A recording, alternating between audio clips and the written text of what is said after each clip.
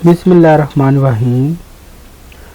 Today we have started a new chapter, that is bioenergetics, in which we discuss about the photosynthesis and role of light in photosynthesis for class first year biology by Usman Ahmed. Now first we discuss about the learning objective. Today we want to understand the term bioenergetics and photosynthesis and also discuss about the role of light in photosynthesis in terms of absorption spectrum and action spectrum. Now first how we can define the bioenergetics. The study of process in energy transformation in body of living organism is called bioenergetics. As we know that all living organisms require energy for do their functions. Basically, this energy is used to maintain the metabolism, and this energy is come when the energy transformations occur, and which is responsible for the metabolism. And this all study we have done in a branch which is known as bioenergetics. Now why we need a bioenergetics? Because the energy is used to perform different functions and the living organism want to maintain their metabolism. There are two major processes involved in the energy transformation in living organism, that is photosynthesis and respiration. The photosynthesis basically it is a energy storing process, while the respiration is considered as a energy releasing process. Now first we discuss about the photosynthesis. The word photosynthesis is derived from two words, photo and synthesis. Photo means sunlight and synthesis means manufacture. Now it can be defined as the food manufacturing process that occurs in green plant during which organic food molecules are manufactured from the water and carbon dioxide. Now when the water and carbon dioxide in the presence of sunlight and the plant have the pigment called chlorophyll help to convert the carbon dioxide and water into a organic food, that is a glucose, which is very necessary for the providing energy for respiration, and all living organisms depend on this organic food. So photosynthesis basically a food manufacturing process, and respiration is a energy releasing process in which ATP production is produced and the metabolism of living organism has been restored. If respiration does not occur, then the metabolism cannot be occur, and the possibility is that their life cannot be exist. So sunlight is very important.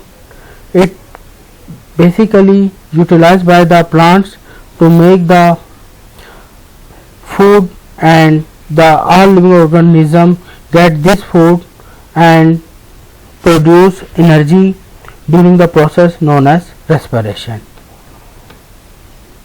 Now overall this process photosynthesis is a redox reaction in which the carbon dioxide, the simple molecule, is converted into a complex molecule, that is glucose, and the water oxidizes and gives the oxygen.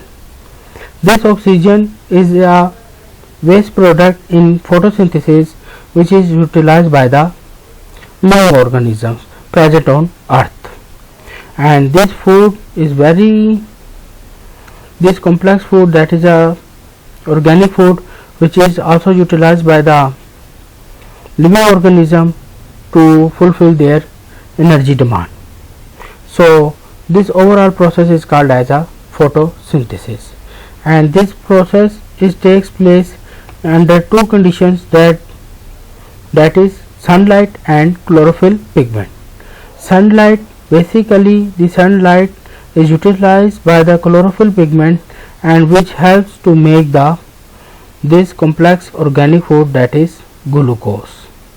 So this is all over about the photosynthesis, how this process takes place in our nature.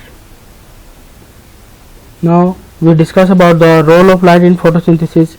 First, sunlight sustain all life forms on the planet Earth, because sunlight is very important, because it drives the process photosynthesis, which gives the food which is necessary for the living organism.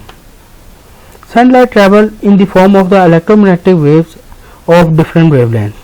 Basically, sunlight is present in the form of electromagnetic waves of different wavelengths, and it has a wide range of radiations.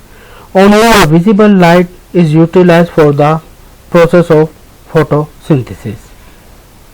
This range of light is called as visible spectrum. Now the visible spectrum ranges in wavelength from 380 nanometer to 750 nanometer. Now this is the electromagnetic spectrum. It shows that only a visible range 10 to the raised power 6, this is the visible range, and this shows that this light can be utilized by the plants to drive the process of photosynthesis, and this range is called the visible light spectrum, and this is overall electromagnetic spectrum of sunlight, which shows that the shortest the wavelength up to the wavelength, how much they have wavelength, shows that in meters, 10 to the raised power 4. So if the wavelength have shortest wavelength, it means they have very much low amount of energy. अगर तो wavelength जितनी छोटी होती है तो उसके पास उतनी ही ज़्यादा एनर्जी होगी, और वो क्या होती है, वो सेल्स के लिए हमने पढ़ा है, आपको पता है कि अल्ट्रावायलेट रेज, एक्स रेज या गामा रेज जो है वो हमारे लिए नुकसानदेह होती हैं. उसकी यही रीज़न है, shorter the wavelength they have much amount of energy which is very harmful for cells. और जो हमारे पास ये देखें आप, विजिबल रे लाइट है, ये थोड़ा सा स्पेक्ट्रम मौजूद है जो कि प्लांट्स इस्तेमाल करते हैं, और जिसकी मदद से जो है फोटोसिंथेसिस का प्रोसेस जो है वो टेक्स प्लेस हो रहा है. अब फर्दर मोर हम देखते हैं कि ये कैसे हो रहा है. और ये जो आपके पास वेवलेंथ प्रेजेंट है, ये विजिबल स्पेक्ट्रम में जो वेवलेंथ प्रेजेंट है वो आपके पास नैनोमीटर्स में वेवलेंथ प्रेजेंट होगी. तो ये वाली वेवलेंथ जो विजिबल स्पेक्ट्रम में वेवलेंथ है, ये यूटिलाइज होती हैं for the driving the process photosynthesis. बाकी जो आपके पास ये वेवलेंथ हैं, जो इस स्मॉलेस्ट जो बहुत शॉर्टेस्ट वेवलेंथ है, वो उनके पास a lot amount of energy है, and they are harmful for the living organisms. और इसी तरह ये बाकी भी वेवलेंथ्स हैं, ये जो विजिबल रेंज है जिनकी ऐसे ज़्यादा हो जाएगी, और इनके पास क्या अमाउंट ऑफ एनर्जी बहुत कम है, इस वजह से ये भी यूटिलाइज नहीं हो पाती for the driving the process of photosynthesis.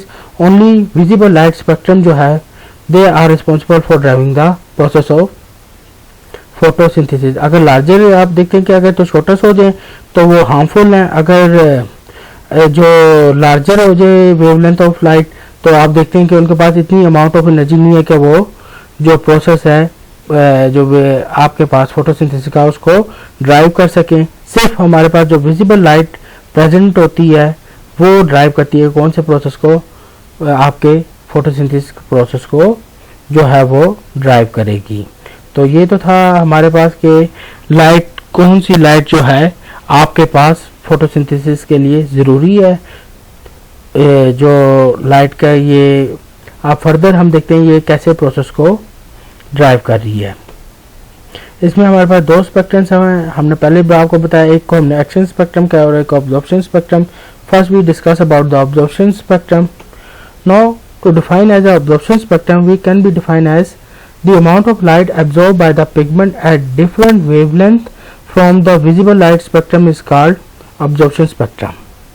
कि एक पिगमेंट जो है वो कितने अमाउंट ऑफ लाइट जो है वेवलेंथ जो विजिबल लाइट स्पेक्ट्रम में कौन सी वेवलेंथ ऑफ लाइट को एब्जॉर्ब करेगा उसको हम क्या बोलेंगे, एब्जॉर्प्शन स्पेक्ट्रम बोलेंगे। The most important pigment in photosynthesis that is chlorophyll A and chlorophyll B. तो अगर हम देखें तो क्लोरोफिल ए बेसिकली जो ऑब्जर्व करता है वेवलेंथ ऑफ लाइट वो 400 नैनोमीटर से 460 नैनोमीटर तक की वेवलेंथ ऑफ लाइट को ऑब्जर्व करता है, जो हमारे पास वायलेट ब्लू रीजन में अकर कर रही है विजिबल स्पेक्ट्रम ऑफ लाइट में। क्लोरोफिल बी जो है वो रेड पार्ट जो है विजिबल स्पेक्ट्रम का, जो 630 नैनोमीटर से 660 नैनोमीटर के दरमियान बनता है, उसको क्या है क्लोरोफिल बी मॉलिक्यूल जो है वो एब्जॉर्ब करती है, मैक्सिमम एब्जॉर्ब करती है। ये दो हमारे पास बहुत इंपॉर्टेंट पिगमेंट्स हैं, क्लोरोफिल ए मेजर पिगमेंट्स हैं। इसके अलावा हमारे पास एसेसरी पिगमेंट्स होते हैं जिनको हम कैरोटीनॉइड्स कहते हैं। ये जो है बेसिकली जो लाइट एब्जॉर्ब करते हैं वो 430 नैनोमीटर से 470 नैनोमीटर की जो है वो लाइट स्पेक्ट्रम को एब्जॉर्ब करेंगे। जो हमारे पास विजिबल स्पेक्ट्रम मौजूद है उसकी 430 नैनोमीटर से 470 नैनोमीटर की जो लाइट है उसको एब्जॉर्ब करते हैं। तो हमने क्या कहा, जो पिगमेंट की स्पेसिफिक पिगमेंट कौन सी जो वेवलेंथ ऑफ लाइट को ऑब्जर्व करेगा उसको हम क्या बोलते हैं, एब्जॉर्प्शन स्पेक्ट्रम बोलेंगे। Different pigment different wavelength of light को एब्जॉर्व करते हैं, और उसमें से हमने जो है फोटोसिंथेटिक पिगमेंट में से एग्जांपल को क्लोरोफिल ए, क्लोरोफिल बी और कैरोटीनॉइड्स की देखी कि क्लोरोफिल ए जो है वो 400 से 460 नैनोमीटर तक की वेवलेंथ ऑफ लाइट को एब्जॉर्व करता है, जो आपकी वायलेट ब्लू रीजन में अकर कर रही है, मैक्सिमम वैल्यू इसकी आती है। और क्लोरोफिल बी जो है वो रेड पार्ट में जो विजिबल लाइट का रेड पार्ट है, उधर जो लाइट आपकी अकर करी जो 630 टू 660 नैनोमीटर है उसको ऑब्जर्व करेगा, और कैरोटीनॉइड्स जो है वो 430 टू 470 नैनोमीटर ऑफ लाइट को ऑब्जर्व करेंगे। ये हमारे पास एब्जॉर्प्शन स्पेक्ट्रम कहलाता है। फर्दर हम इसको डायग्राम से डिस्कस करते हैं। तो डायग्राम से आप देखें तो आपको ग्रीन कलर की जो ग्राफ में, इस ग्राफ में जो ग्रीन कलर का लाइन जो नजर आ रही है वो बेसिकली किसके लिए, क्लोरोफिल ए के लिए। जो लाइट ग्रीन कलर आपको नजर आ रहा है वो क्लोरोफिल बी के लिए, और जो येलो कलर नजर आ रहा है वो कैरोटीनॉइड्स के लिए। तो हमने देखा था कि जो क्लोरोफिल आपके पास ए है वो मैक्सिमम कौन से रीजन के लिए वो लाइट को ऑब्जर्व कर रहा था, 400 नैनोमीटर वाली लाइट को ऑब्जर्व कर रहा था 400 टू 430 नैनोमीटर तक। तो इस वजह से इसका मैक्सिमम यहाँ पे आपके पास ये देखने लाइन शो हो रही है। फिर इसके बाद हमने ये फर्दर डिस्कस किया था कि ये कहाँ फिर ये कौन सी लाइट्स को ऑब्जर्व करते हैं, जो आपकी रेड रीजन की जो लाइट है जो आपके पास 630 से 660 के दरमियान है, तो ये पेड़ आपके पास 630 से 660 के दरमियान जो आएगी वो आ जाएगी। यहाँ पर अगर ये ग्राफ आपको जो शो कर रहा है तो ये 600 से जो अबव वाली जो है जो रेड रीजन पे अकर करती है वेवलेंथ ऑफ लाइट उसको ऑब्जर्व करेंगे। इसी तरह क्लोरोफिल बी जो है वो मैक्सिमम जो है 430 से 470 के दरमियान पहले ऑब्जर्व कर रहा है जो ब्लू रीजन में है। फिर उसके बाद आपके पास जो ये मैक्सिमम शो कर रहा है वो 630 से लेके 6 आपके पास किधर तक आ जाएगा, 660 तक आ जाएगा। तो इस तरह ये आपके पास ये भी आके दो लाइन शो करेंगे मैक्सिमम जो है आपको फोटोसिंथेसिस किधर अकर करें, मैक्सिमम वैल्यू आपको किधर आ रही है कि ये पिगमेंट कौन सी लाइट को ज़्यादा एब्जॉर्व करते हैं। तो ये हमें पता चला कि ज़्यादा जो है ये किस वेवलेंथ ऑफ लाइट को एब्जॉर्ब कर रहे हैं। इसी तरह जो कैरोटीनॉइड्स हैं वो आपके पास 430 से, ये आप देख लें जो कैरोटीनॉइड्स हैं वो 430 से 470 वाली नैनोमीटर्स को मैक्सिमम एब्जॉर्ब करते हैं। तो ये 430 से 470 तक इनकी पीक्स नज़र आएंगी, उसके बाद इनकी ग्राफ में पीक नज़र नहीं आ रही और आगे ये किसी वेवलेंथ ऑफ लाइट को एब्जॉर्ब नहीं करते। तो हमने एब्जॉर्प्शन स्पेक्ट्रम में हमें क्या बताता है कि जो पिगमेंट है वो किस वेवलेंथ ऑफ लाइट को एब्जॉर्ब करता है, that is called the absorption spectrum. और ये आपको बेसिकली एब्जॉर्प्शन स्पेक्ट्रम शो करा रहे हैं कि कौन सी पिगमेंट ने कौन सी लाइट को सबसे ज़्यादा एब्जॉर्ब किया है, this is called absorption spectrum of photosynthetic pigment. Further more हम एक्शन स्पेक्ट्रम की बात करते हैं। Action spectrum can be defined as a measurement of effectiveness of light of various wavelength of light absorb by the photosynthetic pigment. अब क्या है, effectiveness of light of various wavelength absorb by the photosynthetic pigment. जो photosynthetic pigment ने wavelength of light को absorb किया है, वो उसकी इफेक्टिवनेस के, उसने फोटोसिंथेसिस का प्रोसेस को कितना इफेक्टिवली ड्राइव किया है, कितना ज़्यादा फोटोसिंथेसिस किया है, तो उस चीज़ को हम क्या बोलेंगे कि कितना ज़्यादा इस लाइट में फोटोसिंथेसिस अकर किया है इस पिगमेंट की वजह से, इसको हम क्या बोलेंगे एक्शन स्पेक्ट्रम।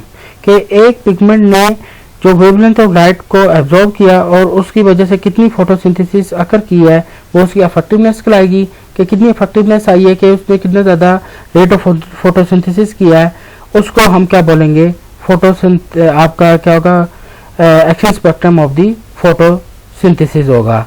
अब इसके लिए हम क्या करते हैं कि एक्शन स्पेक्ट्रम के लिए हम different action spectrum is different from observation spectrum. क्यों, इसकी रीज़न क्या है कि some absorbed energy release as heat, जो आपके पास जो इसमें जो वो एब्जॉर्ब कर रहा है, जो एक्शन स्पेक्ट्रम की क्या हमने डिफरेंट किया, इफेक्टिवनेस ऑफ लाइट है। यही बात है, अब कुछ जो वेवलेंथ है वो जो फोटोसिंथेटिक पिगमेंट एब्जॉर्ब करेगा वो कुछ रिलीज कर देगा in the form of heat के तौर पे। सम जो एब्जॉर्ब्ड एनर्जी जो फोटोसिंथेटिक पिगमेंट ने की है वो स्टोर कर लेगा in organic food as a chemical energy के तौर पे। तो इस वजह से आपके पास जो एक्शन स्पेक्ट्रम होता है वो डिफरेंट होता है ऑब्जर्वेशन स्पेक्ट्रम से। उसकी रीज़न क्या है कि जो आपके पास फोटोसिंथेटिक पिगमेंट है उसने कुछ जो एनर्जी जो आप जो स्टोर की है, जो उसने जब हासिल की थी, तो कुछ एनर्जी तो उससे रिलीज हो जाएगी इन द फॉर्म ऑफ हीट की फॉर्म में, और कुछ जो आपको फोटोसिंथेटिक पिगमेंट जो वेवलेंथ है जो लाइट को अब्जॉर्ब करता है वो कुछ एनर्जी को स्टोर करेगा in the form of organic food as chemical energy. जारी बात है, वो ऑर्गेनिक फूड के तौर पर कुछ एनर्जी को स्टोर करेगा ताकि जो है वो यूटिलाइज कर सके। जो आपको पहले बताया कि जो ये ऑर्गेनिक फूड है जो ग्लूकोज बनता है, बेसिकली ये यूटिलाइज होता है फॉर द रेस्पिरेशन, जिसको हम आगे फर्दर डिस्कस करेंगे। तो एक्शन स्पेक्ट्रम को हम कैसे कैलकुलेट कर सकते हैं, rate of photosynthesis at each type of wavelength of light. अब हम क्या करते हैं कि एक्शन स्पेक्ट्रम को मुहैया करने के लिए हम जो है वो वेवलेंथ ऑफ लाइट प्रोवाइड करेंगे कंट्रोल कंडीशन के अंदर, और उसके बाद उसको कैलकुलेट करेंगे कि रेट ऑफ फोटोसिंथेसिस कहाँ पे सबसे ज़्यादा अकर हुई है। फिर अब हमें क्या होगा कि पर्टिकुलर वेवलेंथ ऑफ लाइट्स जो है हमें फोटोसिंथेटिक पिगमेंट को कंट्रोल एनवायरनमेंट में प्रोवाइड करनी पड़ेगी। फिर फर्दर मोर क्या होगा कि हम देखेंगे कि फोटोसिंथेसिस प्रोसेस जब अकर हो रहा है तो कितनी ऑक्सीजन प्रोड्यूस हो रही है, जितनी ज़्यादा ऑक्सीजन की प्रोडक्शन होगी उतनी ज़्यादा फोटोसिंथेसिस अकर हो रही है।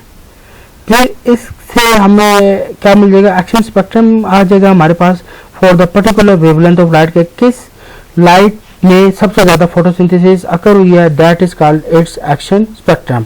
कि जिस लाइट रीजन में जिस वेवलेंथ ऑफ लाइट पे सबसे ज़्यादा फोटोसिंथेसिस अकर हो रही होगी उसको हम कहेंगे ये बेसिकली एक्शन स्पेक्ट्रम है फॉर अ पर्टिकुलर पिगमेंट या फोटोसिंथेटिक पिगमेंट के लिए ये उसका एक्शन स्पेक्ट्रम है। इसको अगर हम डायग्राम से डिस्कस करें तो ये अगर आपको ये नज़र आ रहा है, ये बेसिकली जो ये आपको इतना कर्व नज़र आ रहा है कि मैक्सिमम जो है ब्लू लाइट में जो है वो हमें 400 से लेकर अगर हम 470 तक कर लें, 470 तक हमारे पास जो नैनोमीटर है, जो ब्लू वायलेट ब्लू रीजन बनता है उसमें सबसे ज़्यादा मैक्सिमम एक ब्लू रीजन में हमारे पास क्या कर रही है, फोटोसिंथेसिस का जो रेट ऑफ फोटोसिंथेसिस सबसे ज़्यादा कर रही है। ये देखें आपके पास मैक्सिमम वैल्यू यहाँ तक आ रही है, तो इसको हम क्या कहेंगे, इतने रीजन्स तक को हम क्या कहेंगे कि 400 से लेके 470 तक जो आपके पास रीजन है, जो वायलेट ब्लू रीजन है, उसमें मैक्सिमम जो है ना रेट ऑफ फोटोसिंथेसिस हो रही है। और फिर उसके बाद हमारे पास मैक्सिमम फोटोसिंथेसिस कहाँ पे हो रही है, ये आपके पास रेड रीजन में सबसे ज़्यादा जो है। ये देखेंगे रेड रीजन में आपके पास यहाँ से ये रेड रीजन है, ये रेड रीजन में आपके पास अकर कर रही है, तो हम कहेंगे कि तकरीबन जो आपके पास जहाँ पे रेड रीजन फॉल कर रहा है 680 से 700 हम कर लें, तो ये जो आपको नज़र आ रही है यहाँ पे मैं तो मैक्सिमम हमारे पास क्या वैल्यू आ रही है किसकी, रेड रीजन में जो वैल्यू आ रही है वो मैक्सिमम फोटोसिंथेसिस को शो करे, तो ये इसका एक्शन स्पेक्ट्रम है। तो हमारे पास इस एक्सपेरिमेंट से ये बात पता चल गई कि जो ब्लू और रेड वेवलेंथ जो वाली जो लाइट्स हैं, ब्लू और रेड आपके पास जो wavelength of light are most effective for the photosynthesis. तो इसका मतलब ये है कि ये एक्सपेरिमेंट ने इस बात को रिवील किया है कि ब्लू रीजन और red region are very important, क्योंकि जो ब्लू और रेड वेवलेंथ ऑफ लाइट है are most effective to drive the process photosynthesis. तो इसको जो मैक्सिमम हमें रेट ऑफ फोटोसिंथेसिस देता है, तो उस रीजन्स में वो जो फोटोसिंथेटिक पिगमेंट जहाँ पे मैक्सिमम रेट ऑफ फोटोसिंथेसिस कर रहे हैं उस रीजन को हम एक्शन स्पेक्ट्रम बोलते हैं, और जिस वेवलेंथ को वो मैक्सिमम एब्जॉर्ब करते हैं उसको हम एब्जॉर्प्शन स्पेक्ट्रम कहते हैं।